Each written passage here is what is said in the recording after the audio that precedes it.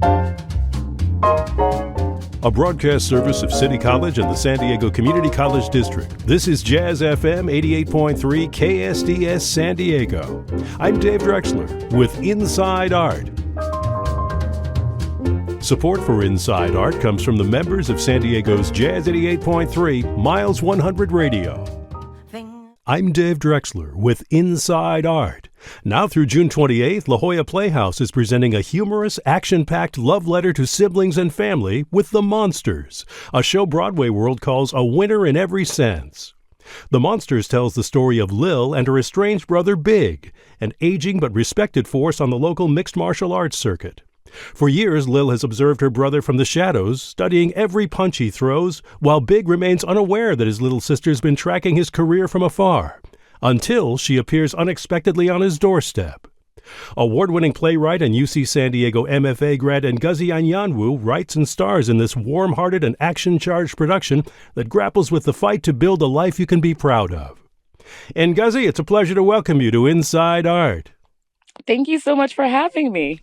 Well, I understand this story is in many ways very personal to you. It follows a little bit or based upon the experiences of your brother. Yeah, I mean, I try and make all my plays really personal.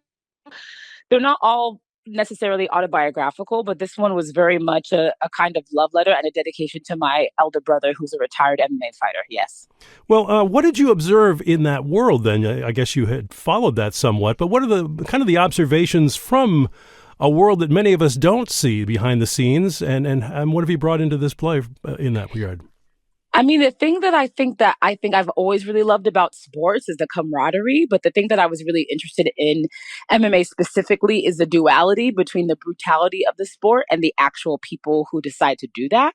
So that was always really very interesting to me. To me, my brother's a big softie, but was always a very, big, strong guy, but a very kind, soft guy. And so I was really interested in this person who was quite, kind and quiet, actually, who was doing what we call a very brutal sport. And I was really interested in the duality of the personality of someone who fights, but also like how it completely contradicts like what they do.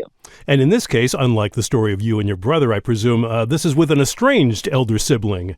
So that, yes, that exactly. gives a little, you got to do kind of a story around this. Yeah, we're actually me and my brother are actually quite close. We're only about a year apart. But yeah, this one centers on siblings who through trauma were separated and they haven't seen each other in quite some time. So this is very much a kind of getting back together sibling love story of reconciliation. And that's really what's driving this, isn't it? It's really their relationship together more than, say, the milieu of it, which is the mixed martial arts.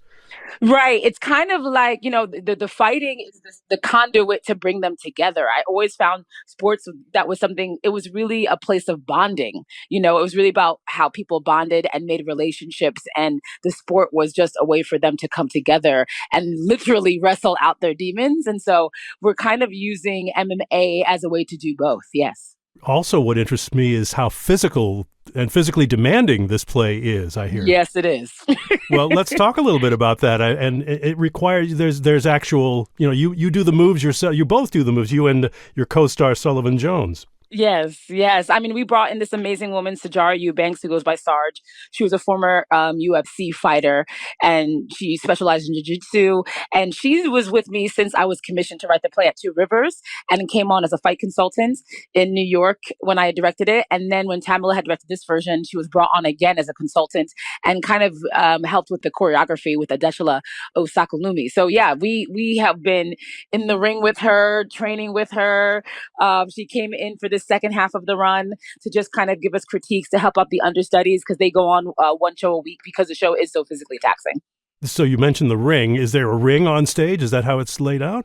There's a sort of metaphorical mat, you don't really fight in a ring in MMA, you fight in a cage, actually. And so there's a kind of makeshift cage. The audience gets to see us and we're not covered with the gate, but there's a sort of metaphorical cage that we're in. What sort of physical training did you have to do to do this role? I mean, I've taken boxing. I've been taking jujitsu since I started writing the play. And by that, I mostly mean that I just like get thrown around in gyms.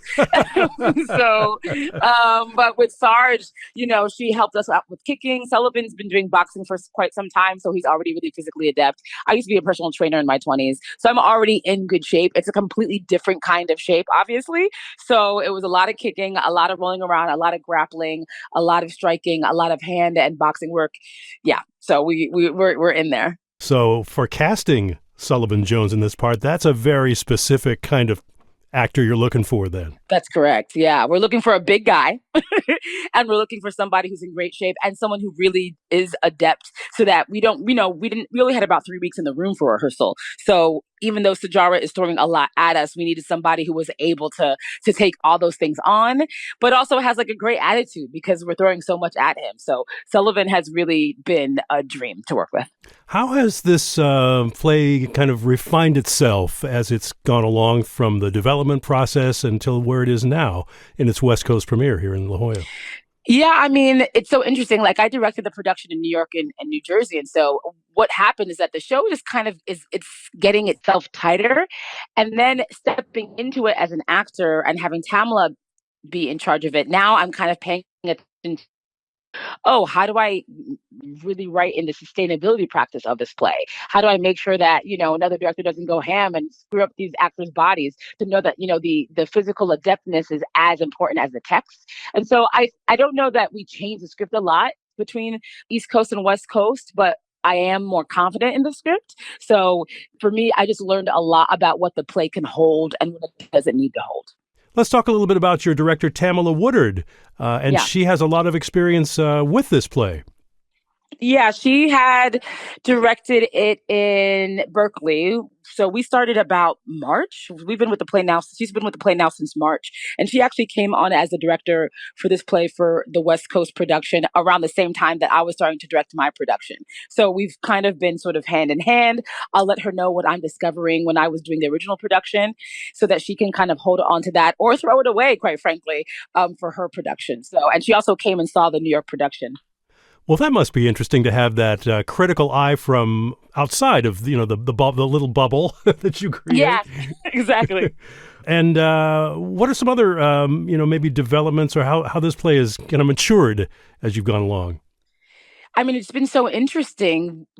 I was commissioned around the pandemic, actually, and I was quite dry when it came to material. I'm like, I knew I wanted to write this 2-hand play, and I really just had like 8 pages in the beginning. And then when I went to Two Rivers, I was like, can you give me just 2 actors, and can you find me a fighter? And this woman, Sam Rivera, who was the general manager at Two Rivers, actually found me Sajara. And Sajara came on, and I went from having 8 pages to 40. And then the following year, they're like, hey, that was productive. Do you want to do it again? So I went from having 40 pages to 100 pages. And then Two Rivers and then Manhattan Theater Club signed on to do the play. And in the New Jersey version, we kind of like threw the book at everything. We immersed, we did the workshops, we did everything. And then by the time we got to New York, I cut the play down by about 15 pages because I was like, oh, we don't need that. It's really been about keeping the show as powerful, as exciting, and as economical as possible. So that's what I've been learning. I've been really just getting down to what is the bare essential of the story and how do we just keep it tight and to the heart and ferocious. And maybe you can give for our audience a little synopsis without giving too much away. Sure. I mean, it's essentially about watching the journey of this man and watching him try and get soft and watching him do that through the reclamation of re-meeting his sister and turning her into him, kind of. So I don't know if that's helpful. I kind of don't mind spoilers. I think shows are mostly all about the journey. It's essentially just a sibling love story told through the lens of punching and kicking. So because we're all going to have to punch and kick to get to love, I think. Well stated. I've been speaking with Ngozi Anyanwu, who is both the playwright and star of The Monsters, running at La Jolla Playhouse now through June 28th. Thanks for taking a few moments with us, Ngozi, on Inside Art. Yeah, thanks for having me. The Monsters runs now through June 28th at La Jolla Playhouse's Mandelweiss Forum Theater. You can purchase tickets and learn more at lajollaplayhouse.org. Inside Art is made possible with support from the members of Jazz 88.3. Replays and extended versions of every Inside Art broadcast are available online at jazz88.org/Inside Art. Our theme is created and performed by Bill Mays, whose music is available at billmays.net. Again, my thanks to Ngozi Anyanwu, Tierney Sutton, and Tamir Hendelman. For Jazz 88.3, I'm Dave Drexler. Join me again on air and online for another edition of Inside Art. Jazz Inspired is next.